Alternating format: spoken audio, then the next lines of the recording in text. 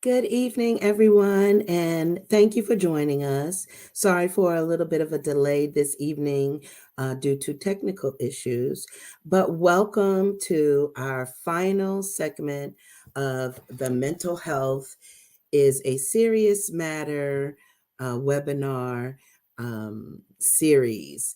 And we just want to welcome you on behalf of Xi Zeta Omega chapter of Alpha Kappa Alpha Sorority Incorporated. Our chapter is in Washington, D.C. Our president, Courtney Coffey, and our vice president, Tracy Harrison, we welcome you on behalf of them and our chapter. And my name is Nicole Jones, and I have been the event chair for this webinar series for mental health. And just to give you a little bit of background about what we have done, is that we presented every month since May, which is Mental Health Month. We have presented a variety of topics related to mental health and mental wellness. So tonight, our final segment is going to be on self-care, which is the most important thing to remember and to take away from this entire series, because self-care can help us to lower our risk for disease. We'll talk more about this as we jump in, but also it helps build energy, our resilience. It helps keep us healthy. And so we're going to talk about self-care. And for time's sake, because we did start a little bit late, I'm going to jump right in. Again, I'm Nicole Jones. I'm the event chair for this event. And just to give you a little background about my experience in the field, I am a licensed clinical social worker. I have worked in the field of substance abuse and mental health for the last 22 years. I am currently employed at the VA Maryland Healthcare System, which is our VA Veterans Affairs, excuse me, government agency that supports our veterans. And so I bring a lot of experience in suicide prevention, mental health, substance abuse from my time there. I also have a private practice where I work with individuals, adults, and children, and provide therapy. So I just wanted to make sure that you heard my background. And now I'm going to talk about self-care. This is also something that I also speak to organizations and companies with regards to ensuring and promoting self-care with their employees. And so I'm going to be sharing this presentation. So let me go ahead and add that. Okay, and for some reason it's not showing up.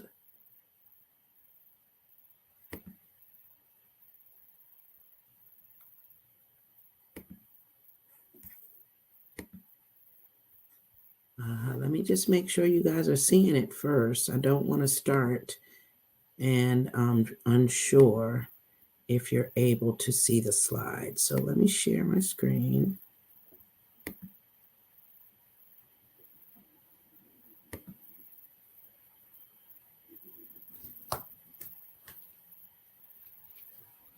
My apologies for this delay.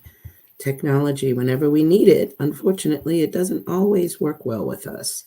So I just want to make sure that it's showing up before I get started. I hope everyone had a Merry Christmas and are enjoying your time off if you had time off. Okay, so let me just make sure that it's going to show you the slides.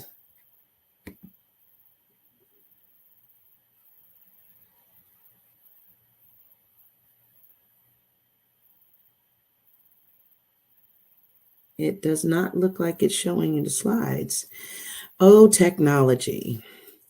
Let me try this one more time.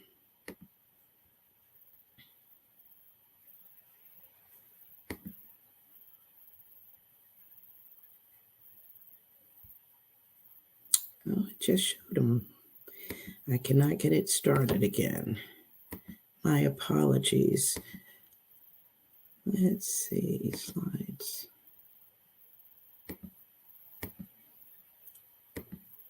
Share screen.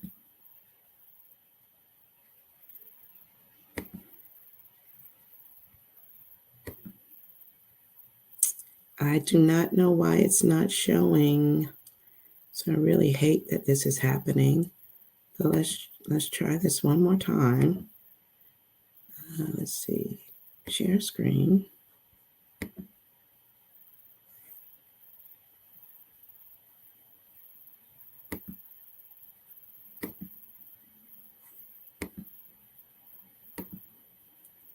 Okay, so hopefully this will help us.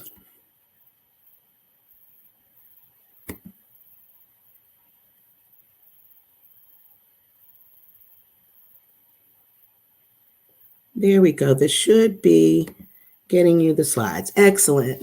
So sorry for the delay. Okay, so like I said, this is our segment on mental health is a serious matter. And again, we're focusing on self-care.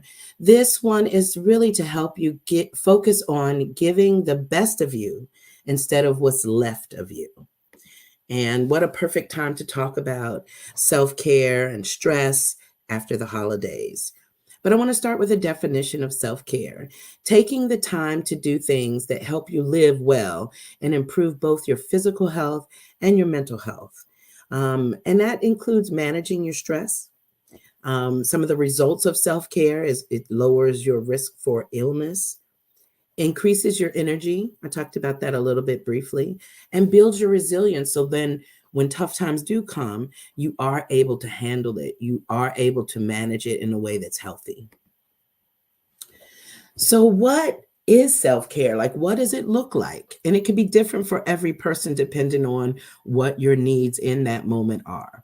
And so, let's go around and talk about some of these. And if you have others that you are aware of that you utilize self care for, put it in the chat so that other people may benefit from the information that you shared.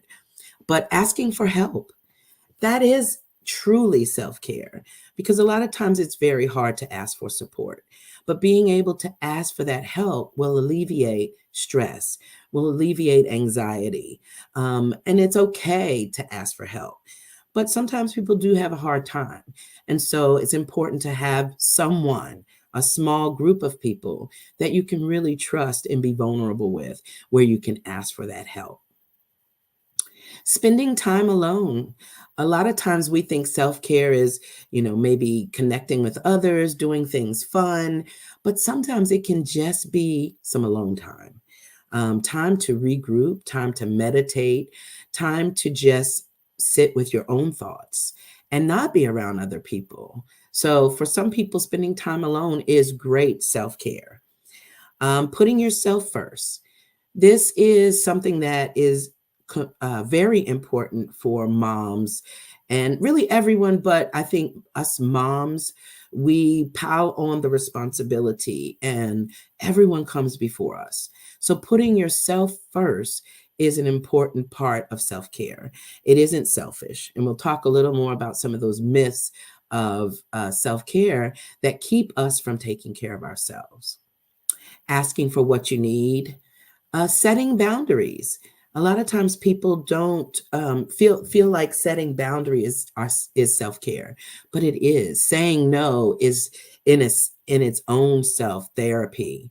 But setting boundaries really is saying, I can only handle this, or I only choose to handle this. And so setting boundaries is how you prevent things from being thrust upon you when you don't have the capacity. Setting boundaries could also be not allowing people to take advantage of you, which is extremely important when it comes to self-care. Staying at home. I have this problem sometimes. My self-care is that I say no to events. I say no to people who need my support. Sometimes I have to stay home and do nothing because it is important for me to value my time, my energy, and to refuel. Again, saying no, we talked about that a little bit. And then taking a step back, I'm going to skip to that one. That's important. Always be comfortable with taking a step back and reassessing your situation. That is self care. But this last one is really important, forgiving yourself. A lot of people don't think about that as self care, but I think that is really the epitome of self care, because when we don't forgive ourselves, we beat ourselves up with guilt and shame. And so it's so important to have that forgiveness for yourself. We're not perfect. It's okay to make mistakes. But the main thing is that we have a space where we can have grace for ourselves. All right. So moving along to some types of self-care. Personal self-care, which means that we really, our personal being, developing hobbies, knowing myself or knowing yourself is part of self-care. Like, who are you? What are your likes, your dislikes? What are the things that you appreciate about yourself and others? Similar to what the next one is, personal identity. And honoring your true self. And that's really important when it comes to really anyone, but in particular, some of our LGBTQ AI plus family, our folks that are really struggling to really step into their true selves because of what other people believe. But that is so important. Honoring your true self is really self-care. Self-care related to space. We want to make sure that we're safe. That's a goal of self-care, is to provide safety. Having a healthy living environment, whether it be physically and emotionally, we want to make sure that it's a safe and healthy living environment. Security and stability. That's part of self-care too. You want to feel as though you don't have to worry about, your financial stability and security. And it doesn't mean that you won't have struggles. We all will have struggles and we'll have some mountains to climb. But the reality is we need to ensure that we have those basics that help us to feel secure and safe, because it allows us to really tap into our other goals. And organize space, making sure the environment around you is clean, safe, organized, because we are, in a sense, our environment. So if we are living in a chaotic environment, guess what? We're going to feel chaotic. And so self-care is really about that too, creating a space that will allow you to take care of yourself. Financial, saving, budgeting, money management. It's about survival, but it also is self-care, because you want to have finances to do the things that you want to do. But also you don't want to worry about those things. That's really self-care. Preparation and being someone that is thinking in advance about the things that they may need. And that could even include splurging. Self-care isn't always, doing the right thing. Sometimes you got to let your hair down, and maybe you pay for a handbag that you think is too much, but you feel like you deserve it. You worked on a project and you made this handbag your reward. Then that's important too. And paying bills.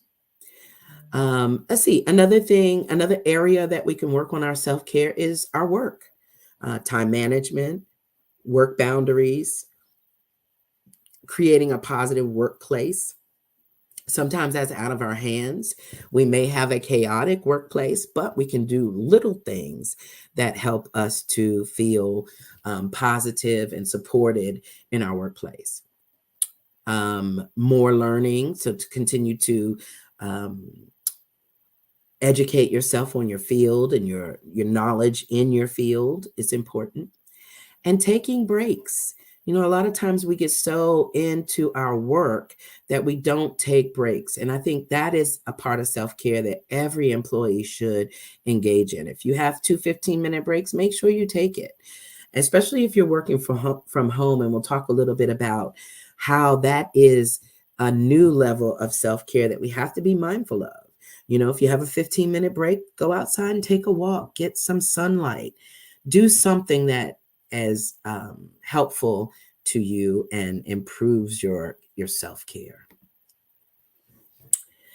So this is a little bit more about the types of self-care. So there could be physical ones that really, deal with how you care for your body, getting proper sleep, stretching, walking, some kind of physical release. So maybe you do something that helps you with a physical release. Could be yoga, it could be Tai Chi, something physical that helps you to, release that energy. It could be a Zumba class, or even just walking on a treadmill.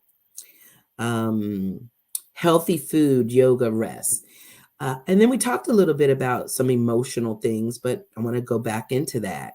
Making sure you're relieving your emotional stress, or emotional well-being is healthy by managing your stress. Emotional maturity is part of that. Self-care means, am I taking care of myself and growing in ways that are important? Am I protecting myself or recognizing where I have immaturity and working to improve it? Forgiveness, compassion, and kindness. Those can be real important emotional types of self-care. Then there's social. So there could be boundaries that you want to set with friends, family, workplace. Boundaries is, your boundary between the world and you.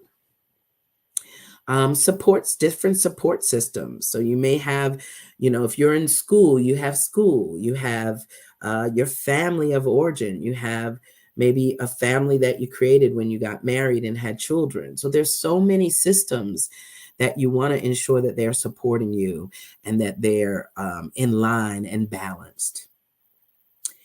Communication, growing and being mindful of self-care and communication.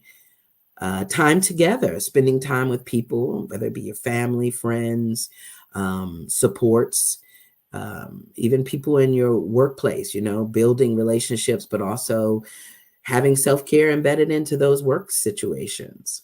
We do something at our job where we have our team, we deal with a lot of clinical issues with our patients. And so sometimes we just have an afternoon where we just talk about cases, we vent to each other and support each other.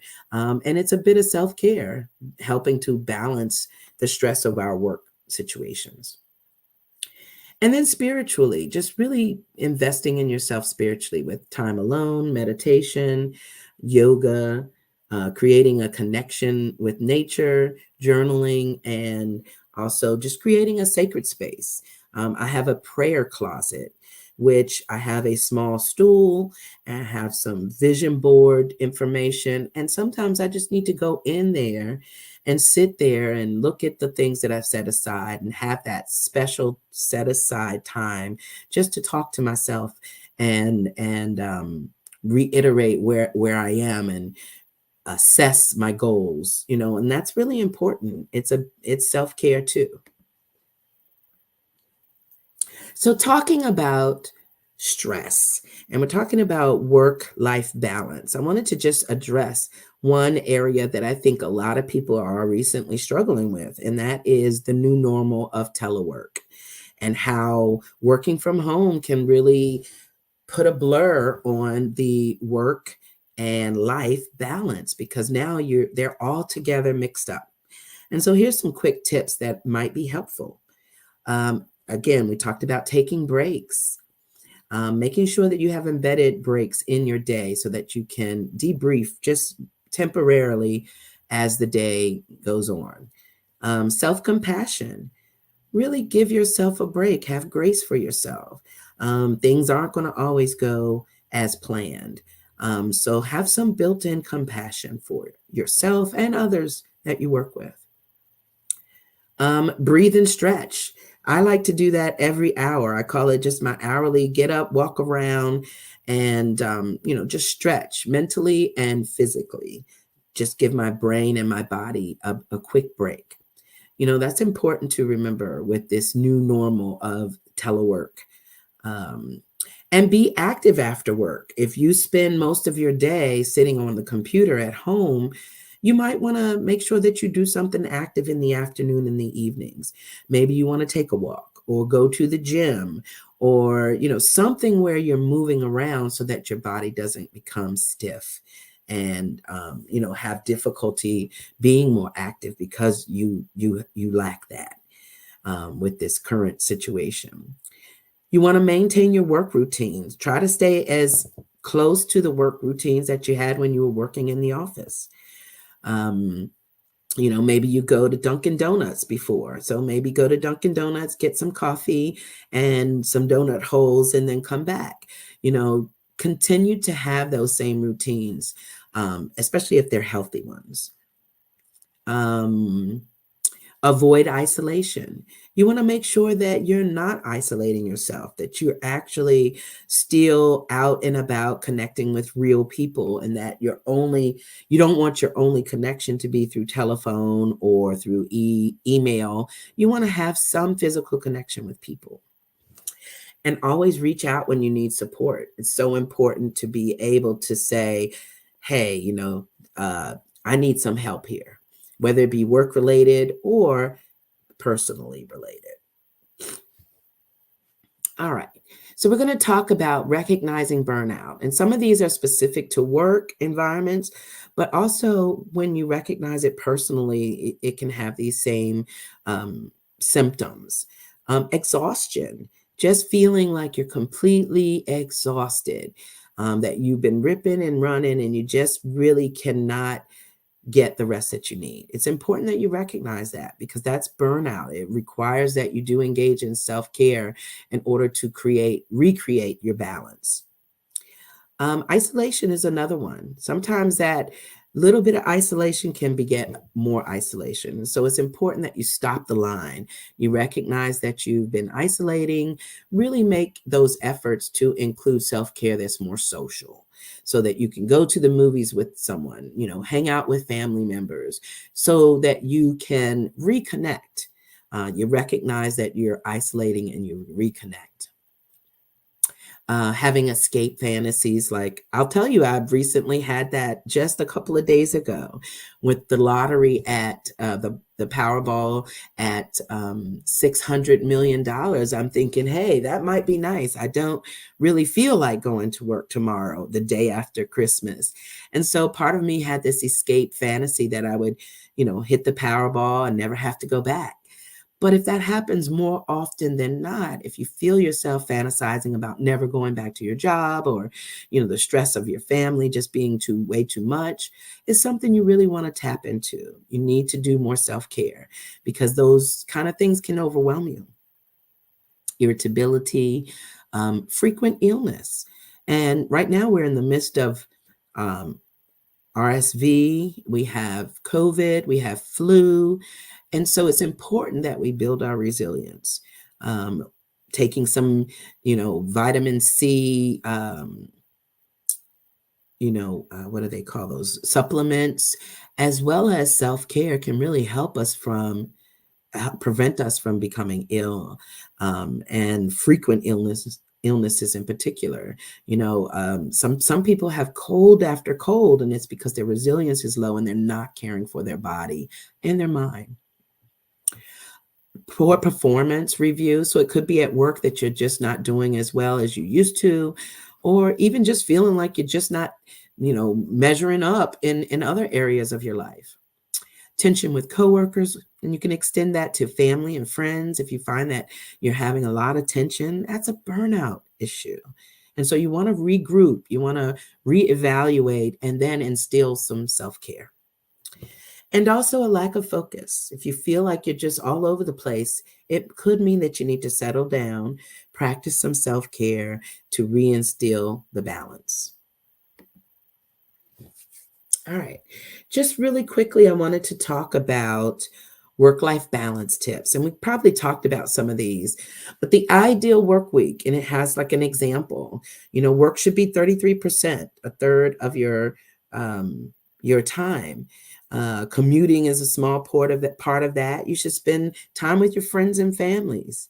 Meal times, you're going to eat. That's going to be a part of what you spend time doing. Household chores, recreation, which includes exercise, and sleep. And so when you think about it, you want to make sure that you do have a balance in your life. You don't want to work 60% of the time, because then you're not getting the rest of what you need. And it's not balanced. You're going to be overwhelmed with work. So it's important to draw a line between work and home, especially if you're working from home. Your office should be for working, and your couch in the living room should be for relaxing. Schedule time to do nothing. This is a great tip. If you're a planner and you like to strategically write down everything that you're going to do, it's important that you leave some time blank so that you can just debrief, take a breath. Get your sleep. It's important. If you are not getting 8 hours of sleep, at least 7 to 8 hours of sleep, you really need to prioritize that, because sleep will throw off all self-care, because your body is craving the rest. And if it's not getting it, it's going to wreak havoc in other areas of your life. You're going to possibly be irritable. You may be depressed. You may start feeling physical issues, as a result of not getting proper sleep. So it's important to prioritize that. Get a mentor or advisor, a life coach or therapist. I put an asterisk by that one, because I think a lot of times we need someone to just be an accountability partner, a mentor or an advisor. But then sometimes it gets so out of hand that a life coach or a therapist could be very helpful. And so don't think about those as stigmatizing help. This is really important. I really, as a therapist myself, I advise that everyone has therapy, that you can talk about the things that really stress you out, throw your balance off, and make it difficult for you to reach your goals. And so having someone to help you be accountable to that is really important. Identifying balance blockers. What are the things that are tripping you up when it comes to balancing your work and your life and instilling self-care? And have a practice that clears your mind, whether it be mindfulness, like I said, meditation, Tai Chi, even if it's, something that works just for you, maybe listening to your favorite classical music. But find something that helps you clear your mind. All right. And let's see. Here are some good ideas for self-care. And like I said, there's no, wrong answer. These are all ideas. And if you guys practice some self-care strategies, put them in the chat. Help us to identify a list of some that, others may not have tried, but it may be beneficial for them. So let's look at this list. Walking a local trail. Two things are important about that. Number one, walking is good exercise, but being out in your community is important, but being on a trail is great for nature. Connecting with nature really is something that's spiritual, and it does help us to rebalance ourselves. It gives us appreciation for the land and that sacredness of nature. Find a new playlist or create a playlist. I have a playlist called, I think it's Moody Mondays or something like that, where when I'm just having a bad day, it's a playlist that really helps me to either cry it out or, process some of the things I'm going through. It helps me to see things differently. It's just a list of songs that cheer me up or help me to kind of get through a rough day. So it's important to think about what is something that you can do, a playlist or an activity that might do the same for you. Write or doodle in a journal is important, or something that can be helpful. Find a new book at the library. One of the things I love about some of these that I have put together on this list is that it's not just something you do at home. Sometimes people say, "Oh, I'll take a bath," and that's great, but sometimes you need to also get out. Self-care should be out in the community, social. If you're just doing everything at home, you will isolate, and that's not going to be healthy. So going out is important too. So going to the library to find a new book. You're out and about in the community, you're connecting with people, and you have a book that may also be valuable to self-care as well. List things that you're grateful for. I love a good grateful list or thankful list because it helps you to stay in the moment. It helps you to forget about the things that you're struggling with. You just think about the little things that have been important. Like today, I'm wearing my purple because I went to see The Color Purple. I'm grateful to have gone to see it. And so, just sometimes you have to just pull the little things out of a bad day and remind yourself that you have a lot to be thankful for and grateful for. Drinking a full glass of water. I can tell you there are days that I don't, unfortunately, prioritize drinking a full glass of water or two. And so sometimes just that clarity, that replenishing of water is so important to help our bodies get what they need. Give someone a hug. I have a sign, and I love to display my sign when we go do information tables for my job, but it's a sign that says free hugs. And you'd be amazed how many people come up and say, "Oh, I haven't had a hug today or this week," or, sadly, I met someone who said, "This is my first hug all month."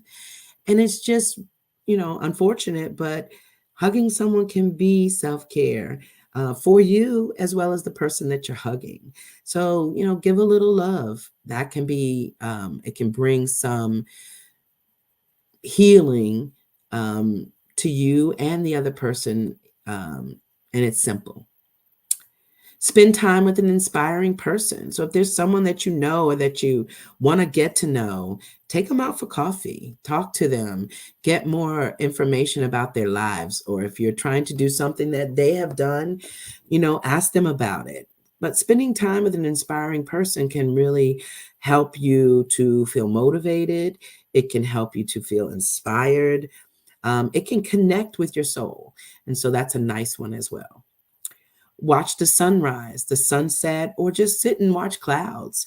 That's an activity of mindfulness. I remember talking with a client who used to sit and look at the clouds, and she would say that, it just took on a life of their own. Looking at the clouds as they moved by, she would imagine shapes, pictures, and it was for her, very relaxing and rejuvenating and restoring. And so take a minute and connect with nature. Retail therapy is my favorite. However, my credit card does not appreciate it all the time. So it's important that you look at those self-care habits and make sure they're healthy. If retail therapy is a favorite of yours, I hope that you're able to support it. If it is a favorite, but you can't support it, then use limitations. Hey, this has been a tough week. I'm going to set aside $50 to just splurge whatever way I want. That can be retail therapy too, without breaking the bank. Put on a facial mask, burn an aromatherapy candle. Take a weekend getaway. If you sometimes even traveling alone is wonderful. Going out to dinner by yourself. Write a letter to a friend or an email, because a lot of times we don't write letters anymore, but it's also wonderful to do as a method of self-care. But you can even do an email to connect with a friend you may have not had a connection with for a while. Go on a spa day. And something very simple, but can be refreshing, painting your nails. I know we think about that as self-care, taking a bath or painting your nails, and they are important, but make sure that you have a variety of different things that you do to refill yourself. Read a chapter of a book or your favorite book. Take a day off. A mental health day is just like a sick day, except you're taking a day to preserve your mental health. Your stress level is high and you just want to prioritize your health. And that's important. That's what sick leave is for, is to prevent you from getting sick, just like as it is to allow you to take a day when you are sick. And then you can have a pamper night where you can just do things for yourself. And it doesn't mean, nails or hair or things like that, but it could mean just, I'm going to sit and watch my favorite show and kick my feet up and have a glass of wine. Whatever self-care is for you, whatever works for you, you want to prioritize it. All right. So as I said, this is our last one, but I want to just focus on, in closing, what is important to remember about self-care. Let's talk about it. Let's always keep the word self-care in our mouths, because we want to normalize it. We want people to understand that in order to be healthy, we have to prioritize ourselves. I have I think I can pull it down. I don't want to break it. I'll have to read it. But it says, put on your own oxygen mask before helping others around you. Self-care 101. And so basically, you have to rejuvenate yourself. You have to put that oxygen mask on and build up your resilience so that you can give to others. And that give to others means whatever work you're in. For me, it's my clients. Also, it could be your children, your family, your community. As a member of a sorority, we give to our community. So it's important that we actually normalize self-care and practice self-care so that we can give to others. Balance your work and your life. Make sure that you have them separated. Make sure that each of them has you've dedicated time, but also that it's not too much. 1/3 of your time should be prioritized for work and your life, so that there's a good balance. Live a healthy lifestyle. Make sure that you're taking care of business when it comes to your physical health. What you eat, how much sleep you get. Are you taking care of your skin? Are you taking care of, just your mental health, your emotional well-being? All of that is kind of wrapped up into that. And so, you want to make sure that you're doing all the things you can to ensure that you continue to live a healthy lifestyle. And then be kind to yourself and others. Have grace. And ensure that you are forgiving yourself, because forgiveness is really a part of self-care that people don't talk about. You want to forgive yourself. We have made mistakes. I have made a lot of mistakes in my lifetime. However, my self-care is important for me to continue to forgive myself on a regular basis, remind myself that I'm not perfect and it's okay to make mistakes as long as I'm aware and I make sure I'm learning to correct them. But have that grace for yourself.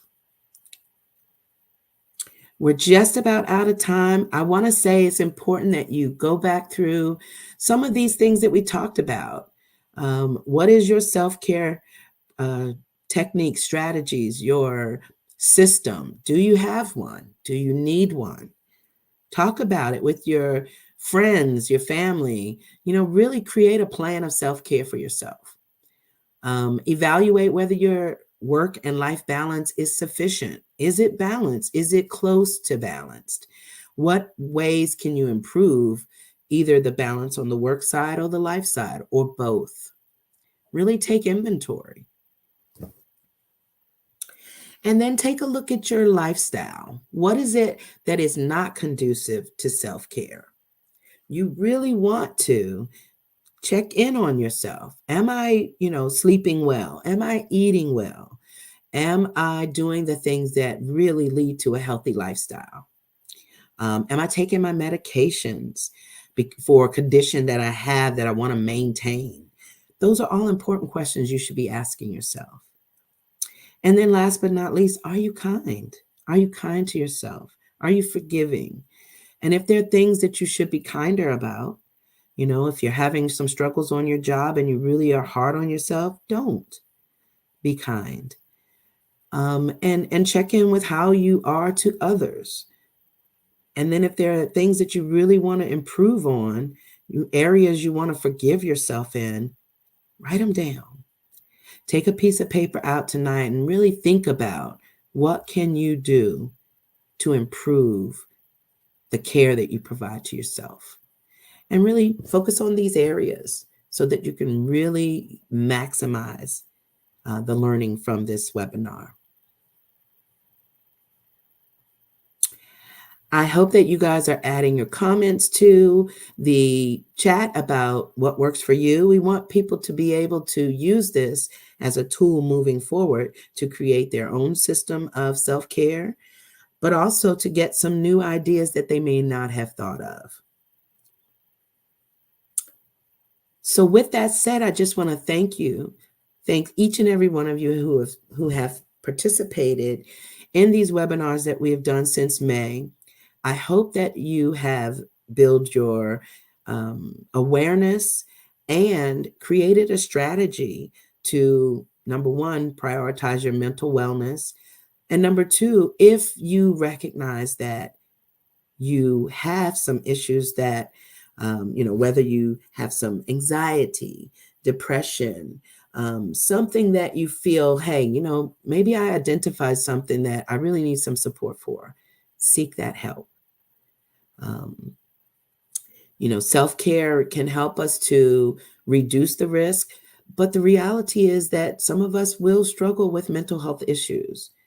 And self-care is important to help us maintain those, but it's important that we seek the support, seek the help, engage in the help, be consistent, and constantly evaluate if it's working, and communicate that to our providers or people that are in our corner, people that help us be accountable. So I just want to thank you again. Thank you for joining us tonight for self-care. I hope you had a wonderful holiday. I hope that this is information that you will take forward with you into 2024 and create a balanced lifestyle for yourself, your family, that includes self-care and kindness and forgiveness for yourself, which will help you be the best that you can be. All right? Thank you guys so much. We appreciate each and every one of you. Until next year, when we do this all again, we hope you join us. Bye-bye. Thank you.